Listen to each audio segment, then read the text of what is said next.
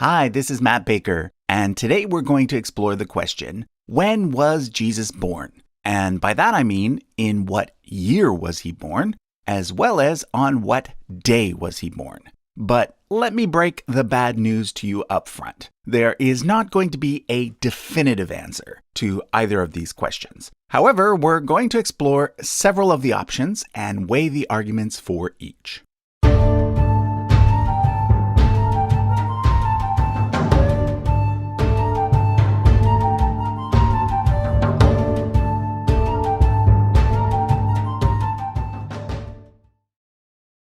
So we're going to first of all look at the year of Jesus' birth. And the first thing you need to know is that the answer is not year zero. For one thing, there is no year zero. In our current dating system, 1 BC is followed immediately by 1 AD. In addition to this, although the entire system was initially designed around the birth year of Jesus, historians have long recognized that those who did the initial calculations were likely off by at least a few years. So even though BC stands for before Christ, and AD stands for Anno Domini, which is Latin for in the year of our Lord, it doesn't mean that the current year, 2021, is actually exactly 2021 years since Jesus' birth. This is one of the reasons why most historians now use the more neutral terms, BCE, before the Common Era, and CE, Common Era.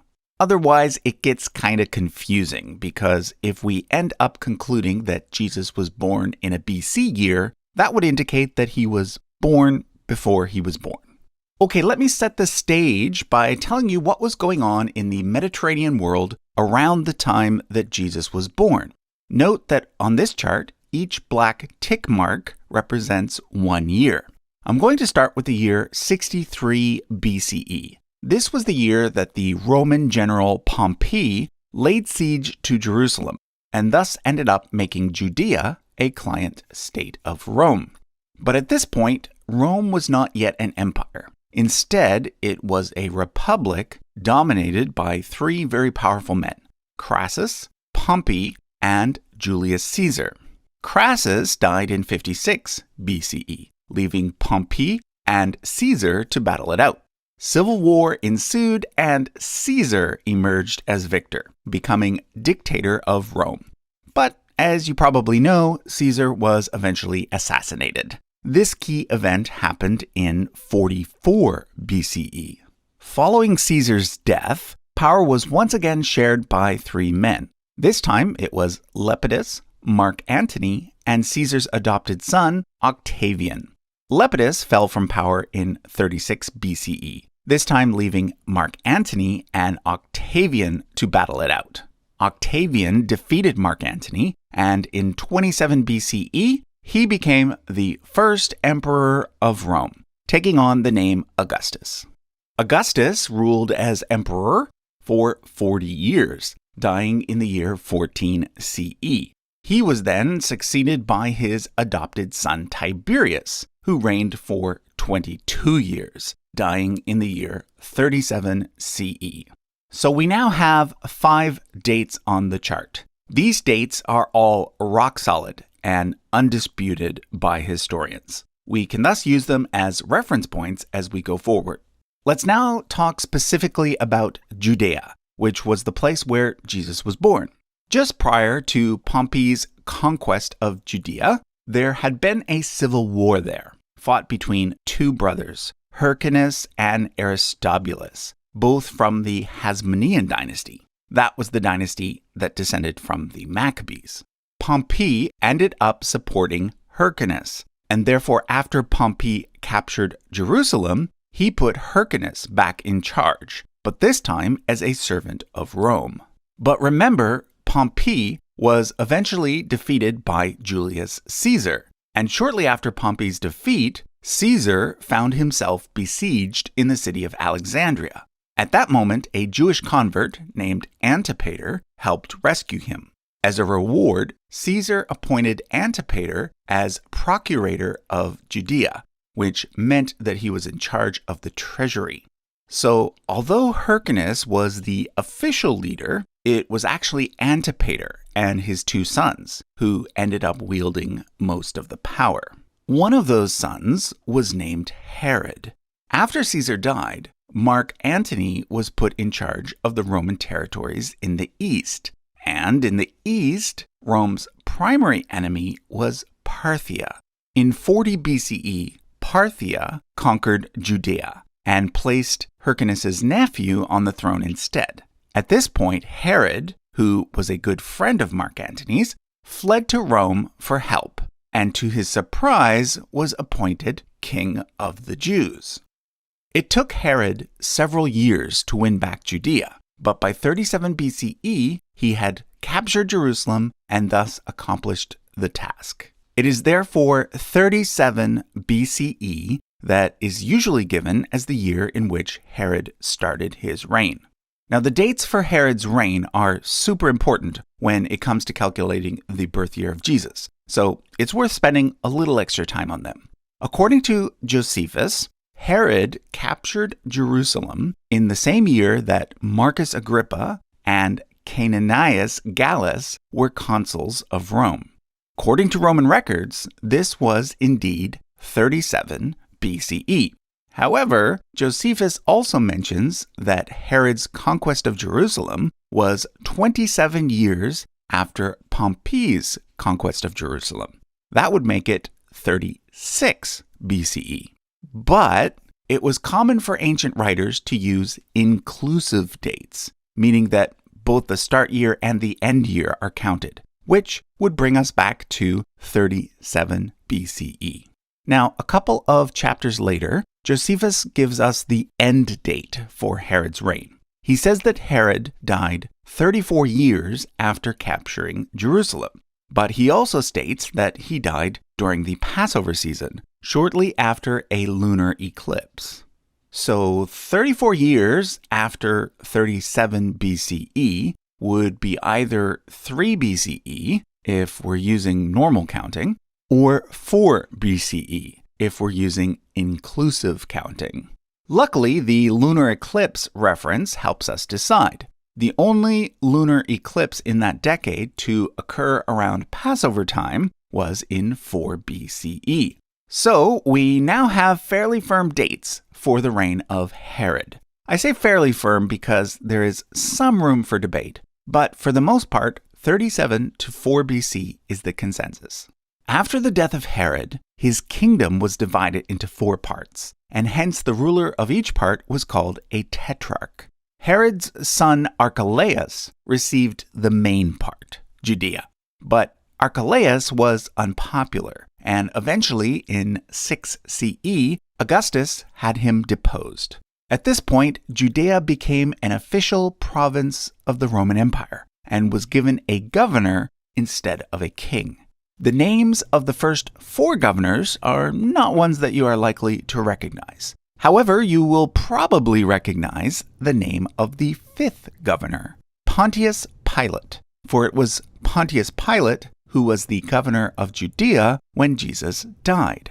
He governed from 26 CE to 36 CE, which was the year before Emperor Tiberius died. Okay, so we now have 9 dates to work with. Let's now turn to the New Testament. Although there are 4 Gospels, only 2 of them include stories about Jesus' birth. These are Matthew and Luke. In Matthew 2, verse 1, it says, "In the time of King Herod, after Jesus was born in Bethlehem of Judea," so according to Matthew, Jesus must have been born sometime before the year 4 BCE, because he was quite clearly born during the reign of Herod the Great. Now, before you ask, but how do we know that the name Herod here refers to Herod the Great and not one of Herod's sons, who also used the name Herod? Let me point out that later in chapter 2, Matthew specifically mentions Archelaus as succeeding Herod, and therefore we know that the Herod referred to in verse 1 is in fact Herod the Great. Now, you probably know the rest of the story, so I'll just quickly summarize it. After Jesus is born, some wise men from the east visit Herod and tell him that they have come to worship the newly born King of the Jews. Herod freaks out, thinking he's got a new rival on his hands, and orders all male children 2 years old or younger to be killed. Herod then dies soon after this. Archelaus then takes over, and Jesus and his parents escape to Egypt. So take note that the author of Matthew doesn't actually tell us how much time passed between the birth of Jesus and the visit from the wise men. Herod orders all male children 2 years old or younger to be killed. So the assumption is that it could have been as much as 2 or 3 years, which means that the typical nativity scene is not very accurate. Not only does the Bible not state that there were 3 wise men, it also makes it pretty clear that the unknown number of wise men were not actually present at the birth of Jesus. If Herod died in the year 4 BCE, this means that, according to the Gospel of Matthew, Jesus was likely born somewhere between 6 BCE and 4 BCE. Let's now look at Luke. In Luke 1, verse 5, it says, "In the days of King Herod of Judea, there was a priest named Zechariah, who belonged to the priestly order of Abijah." It then goes on to talk about Zechariah's wife Elizabeth becoming miraculously pregnant, and then Elizabeth's relative Mary also becoming miraculously pregnant. However, 2 things are not clear. First, it's not clear which Herod he means, Herod the Great or Archelaus. Second, it's not clear how much time has passed between the statement, "In the days of Herod there was a priest named Zechariah," and the story about Elizabeth and Mary becoming pregnant, which makes Luke chapter 2 all the more important. And Luke chapter 2 starts with some very clear chronological information. In verse 1, it says, "In those days, a decree went out from Emperor Augustus that all the world should be registered. This was the first registration and was taken while Quirinius was governor of Syria." It then talks about Joseph and Mary traveling to Bethlehem for the census and Jesus being born there, which means that, according to the author of Luke, Jesus was born A, sometime when a man named Quirinius was governor of Syria, and B, sometime when a major census took place. Fortunately, both of these facts lead us to a very specific date. Remember what I said earlier about Archelaus being deposed and Judea becoming a Roman province? Well, at that point, Syria was already a Roman province. It thus already had a governor. And according to Roman records, that governor was a man named Quirinius. You see, when Rome took over Judea, the first thing Emperor Augustus did was send Governor Quirinius over from the nearby province of Syria to take a census, so that they would know how much tax revenue they could get. It wasn't a census of the entire empire, and it wasn't a census that required people to return to their hometowns. That was simply never done. But it was a census that became deeply ingrained in the memories of first century Jews. This is because it led to a major revolt under a man named Judas of Gamala, the founder of the Zealots. That revolt failed, but it set the stage for the Jewish-Roman tensions that eventually culminated in the destruction of the temple in 70 CE. So, yeah, the census of Quirinius was a pretty important event in Jewish history, and we know exactly when it occurred. It occurred in 6 CE, which was when Archelaus was deposed. So I think you see the problem. According to Matthew, Jesus was definitely born before the year 4 BCE. But according to Luke, Jesus was definitely born after the year 6 CE. So how do we reconcile these 2 dates? Well, in my view, we don't have to. Like most secular historians, I do believe that Jesus was a real historical person. However, I also believe that the gospel accounts are highly literary in nature and are more concerned with making theological points than with getting all the little details correct. Okay, so what about the day of Jesus' birth? Was it actually December 25th? Well, I'd say the chances of Jesus having been born on that exact date are approximately 1 in 365. The fact is, we really have no clue as to what day he was born on. But again, I don't think it really matters. What matters is that most Christians have chosen December 25th to remember and celebrate his birth. But just for fun, let's quickly look at the arguments for and against December 25th, and at the possible reasons why this date was selected. Most of the arguments center around sheep. This is because in Luke 2 verse 8 it says that when Jesus was born, there were shepherds living in the fields, keeping watch over their flock by night. Some argue that it was too cold near Bethlehem in December for shepherds to be out with their sheep at night. Others argue that it wasn't too cold because Bethlehem winters are actually quite mild. Then again, some argue that Jesus was born during lamb birthing season, and that lamb birthing season was in the spring. But others argue that in Bethlehem, they shepherded a special kind of sheep, and that those sheep gave birth in the winter. All of this talk about sheep, I believe, is quite silly. If the time of year was so important, surely the gospel writers would have given us a better reference point. But why December 25th then?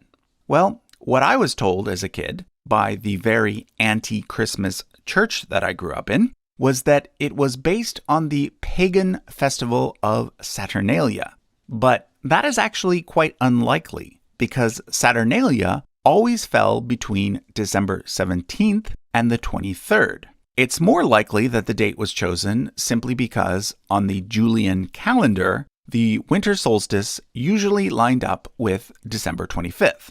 Nowadays, on our modern calendar, the winter solstice usually lines up with December 21st. So there, kids, is a great argument for trying to convince your parents to let you open up your presents 4 days early. But why did the early Christians choose the winter solstice? Well, there's an interesting explanation for that. Although we don't know what time of year Jesus was born, we do know what time of year he died. He quite clearly died in the spring because all of the stories about his death have it happening around the time of the Jewish Passover. Passover occurs approximately around the same time as the spring equinox, which occurs exactly 9 months before the winter solstice. Some ancient people believed that great individuals always died on the same day that they were conceived. Therefore, if Jesus was conceived near the spring equinox, he would have been born near the winter solstice. So there you have it. Jesus was maybe born on the winter solstice, but then again, maybe not. Maybe he was born around 4 BCE, but then again, maybe it was closer to 6 CE. The fact of the matter is, no one really knows. But what we do know for sure is that tomorrow is Christmas, and that a few weeks ago, it was Hanukkah. So whatever you celebrate or don't celebrate, I wish you all the best. Thanks for watching.